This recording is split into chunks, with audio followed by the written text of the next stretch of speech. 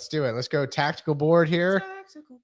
Tactical board. I'd go full screen with that tactical board. Yeah. Yeah, most definitely. Yeah. So we have this cool little tool called tactical board for those listening on the podcast.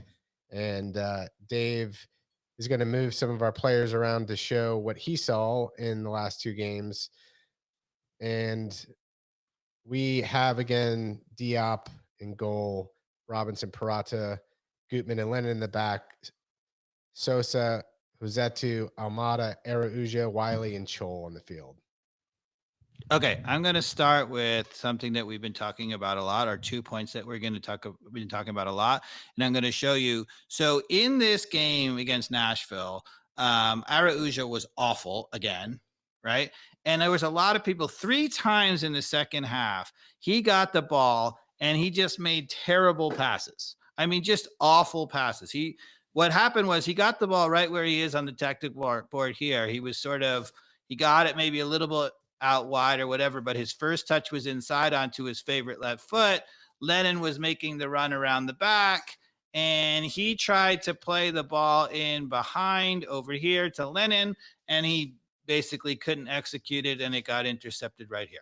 Okay. Yeah. So this is happening all the time, and I think Araujo has got to do better. Yeah. But here's the thing, right? Do we want Araujo feeding in Lennon behind their left back, or do we want somebody feeding in Araujo behind the right back? We keep saying it. It's ridiculous. I mean, at this point, one of the big mysteries of the entire season is what the hell has happened to Araujo? Like, who shot Araujo? Where's he gone? He's just disappeared, right? And the thing about it is Araujo is getting the ball every time, and he's getting the ball in here. He's moving the ball. First touch is inside, and because Lennon is taking this wing spot all the time, right? So, first of all, he's not right-footed, so his natural inclination is not to go down there. He can't go down there anyway because all he's going to do is dribble right into Lennon. Yeah. Right? So people are asking what happened to Araujo. What happened to Araujo was Lennon, right? Yeah. Lennon is taking the role that Araujo was meant to play.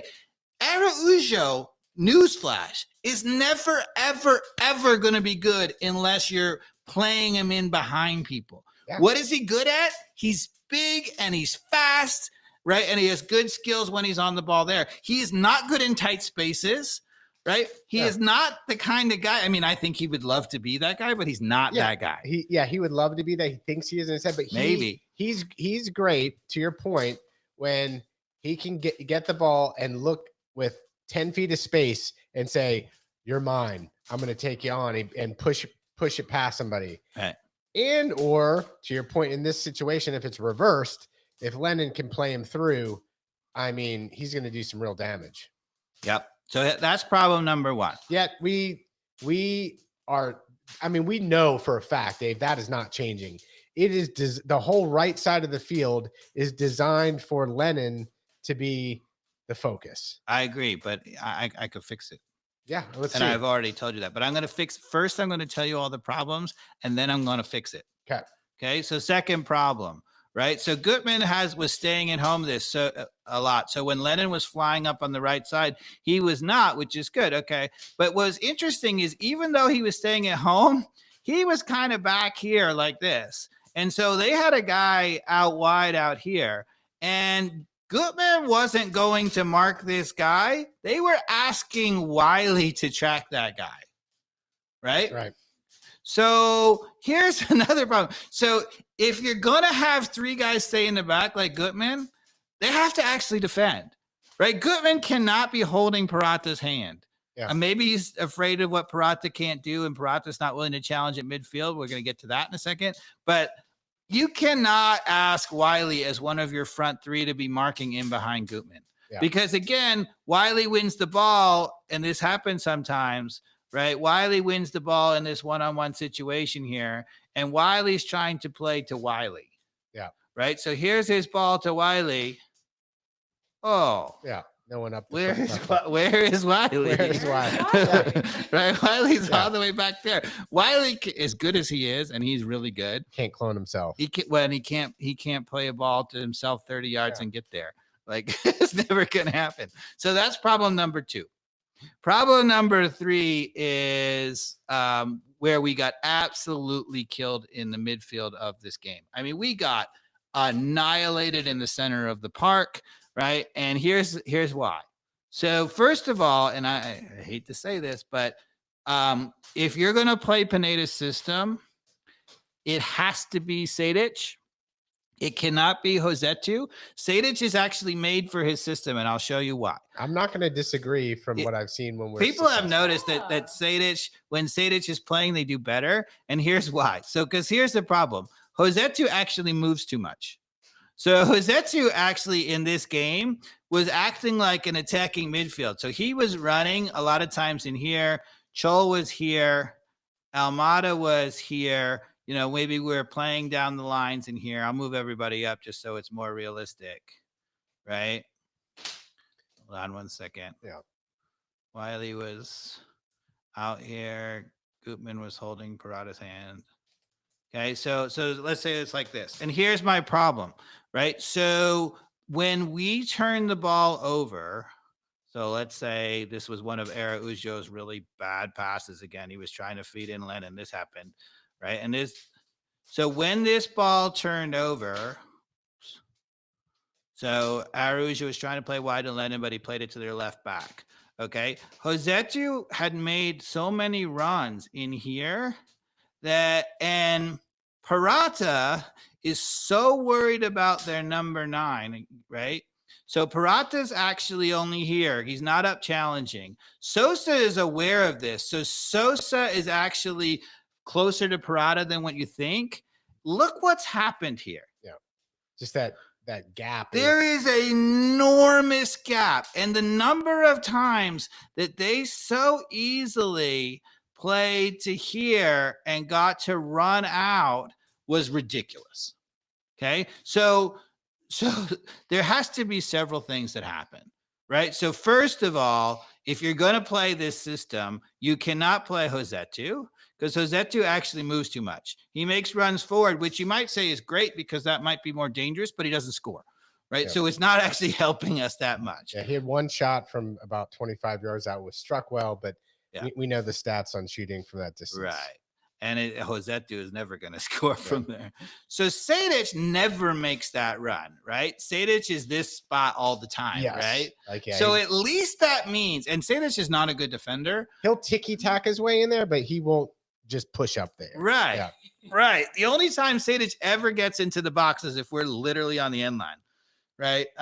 So when Sejdic is playing, that means that we at least have 2 in the midfield because Almada is always a free roll. He's doing everything, yeah. Whatever. So if that's the case, now we at least have 2. Yeah. Okay. Even that is actually not working that well because, again, where I'm showing you the problem, Parata is not willing to step up on the guy, right? Yeah. So what should happen is Parata should be up on his guy, which means Sosa can get up the field a little bit. Sejdic is not going home. And could you imagine if when they turned the ball over, they were looking at that? Yeah. And then Sejdic can, if he gets it, pass it to Almada. I will give him that much. You know what I mean? Yeah, he's good at that. Yeah, for sure. A couple of times. He knows his role, I guess, is he's good at moving the ball on. So if Sosa intercepts and gets it to him, he'll play one touch to Almada. That's what he does well. Yeah. He's like, my job is to get the ball to Almada, which is all right. Yeah, which is all right with where we and I agreed in the last podcast, the one before. Like in this system, he seems to be playing better than our other options, but not Ibarra. And the reason why he looks better in this system is we look better defensively in this system. And the reason why we look better defensively is because he doesn't move. Sejdic never moves, which actually makes him terrible offensively. He's not a great option. He doesn't really move around that much. He's good on the ball, but he doesn't move around a lot. Yeah. Right. But what you need, if you're going to play one of those guys, so Pineda is so rigid. He thinks we need a defensive midfield, we need a ball playing midfield, and we need an attacking midfield. And he will never deviate from that. Right. So in this system, we don't really need so much a ball playing midfielder because Sosa and Ibarra can both pass, right? So here's what I'm saying what we should happen. It's never going to happen. But Sadic shouldn't be in here either. He's much better than Josetu. But if this was Ibarra, right? Now, Ibarra hunting here is really dangerous because, as you know, he can tackle. He's Occasionally, he gets a little rush of blood to his head, but that's okay for a guy who's not the true defensive midfielder. He has Sosa behind him reading the game really well. Ibarra is like an all-action kind of guy. And Ibarra and Sosa can both pass. So why do we need a ball-playing midfielder who doesn't move and who doesn't play defense? Why don't we get a ball-playing midfielder who does play defense in Ibarra? Yeah. It's just classic. We have to have this stereotypical guy, right? We got to have the guy. It's the Nogby role. But Nogby, if you notice, so Nogby is like Sadic on steroids because he's so much better on the ball. He moves without the ball and whatever. He's so good. He never loses it. He's like a Sadic plus, and he actually plays defense too. Yeah. So he's better defensively. And so if you had a Nogby, sure, right? Nogby would be that role. But what I would argue for this team, Ibarra is better in that role than Sadic. And it's okay if you now have two guys go hunting and really the only guy who wants to get on the ball is Almada. Yeah, so that's more of the pivot with Sosa. It can be a double pivot. You can one in front of another, fine, whatever. But that has to happen. And Parata has to get up and actually mark this guy. Right. If you had that and you had these two guys, and if Lennon wasn't in here touching here, but was actually in a normal position, right? And every time we lost the ball, it looked like that. Oh, my goodness. Yeah. Okay. So that's one thing. And then the other thing that has to happen is Araujo and Lennon are a disaster together. Total disaster. Because Araujo is just dying. They have no chemistry. And he's dying. This is what I was saying. And this is going to, first off, nothing's going to change. Everybody's going to say, oh, we're third in the table. And this is what I worried about at the beginning of this podcast this season, is that Pineda's going to drag us into perfect mediocrity of being in fourth or fifth place. Yeah. And everybody being like, he's doing okay. We're fourth or fifth place. Is that really where Atlanta United should be as a club in general, as far as expectations and with the talent that we have? Right. I don't think anybody believes that. So Taylor Twellman actually stated that he was looking at the table with Atlanta in third and he thought it was flattering. He's like, I've watched them play and I don't think they're a third place team. No, I don't think so either. I happen to agree with him. It's incredible we're in third place. Yeah, we're a little lucky. I mean, the late show with the corner kick last week against Chicago, Almada just totally bailing us out of nothing, right? I mean, now we have also conceded some late goals for ties too, but I don't think we've been good enough. The bottom line is that when this is not Chol, when this is Papa Giorgio, right? It's very clear that Almada and Papa Giorgio, particularly with Wiley in them, is dangerous. It's like on that team that's like average that you play and there's one other good player. You've been on those teams. Yeah. I'm not saying I was there were moments where I was one of the two that were the better on the best. You can feel it, right? Like there's a connection. Yeah. You just know. You're like, hey, and if you do it right, everything happens. And yeah, those two definitely have that type of energy they bring, and they're not always going to be on the field at the same time. And Almada might be gone as soon as summertime hits. So one of the things I think we've learned from Pineda is that, any deviation from our best. So when we have every single player available to us and we have such a better squad than the teams we're playing against, then he can win more games probably than not. So, I think he's a okay coach, right? He can win with the better talent sometimes. The moment we don't have those players available, Almada and Yakamaki's not available in Columbus, get annihilated, right? He doesn't play Almada and Yakamaki's against Memphis, we lose, right?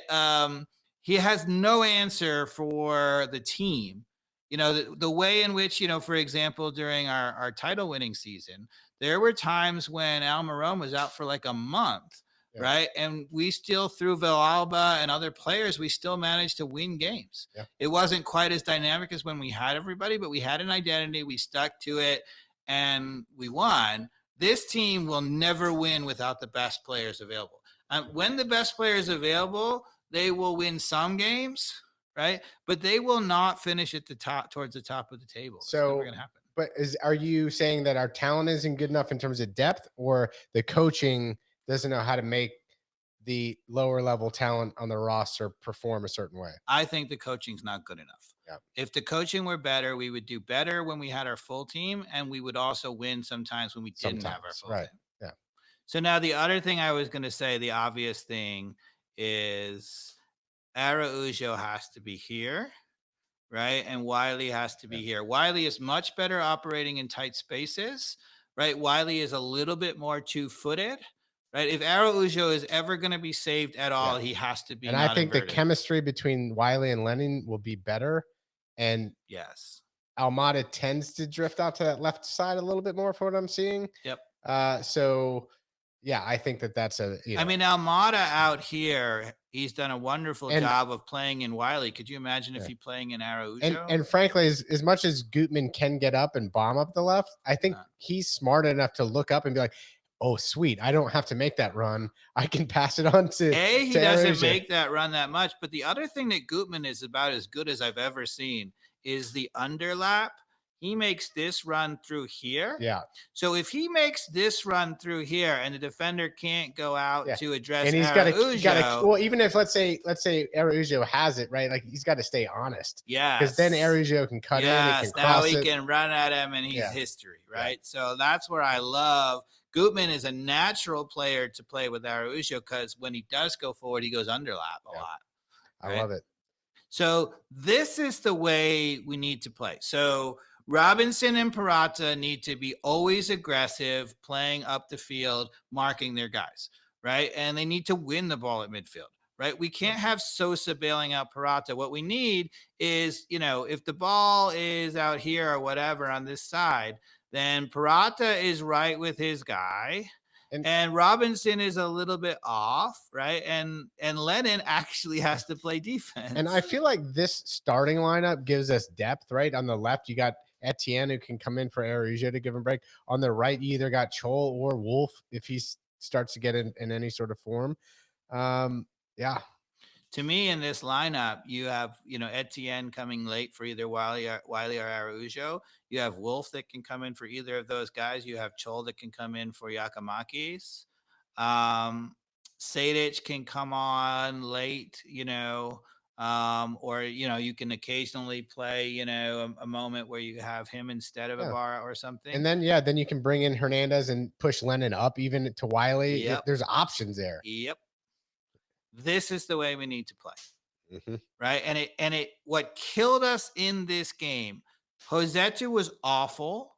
I mean, but also the other thing is Rossetto was making too many runs for this system.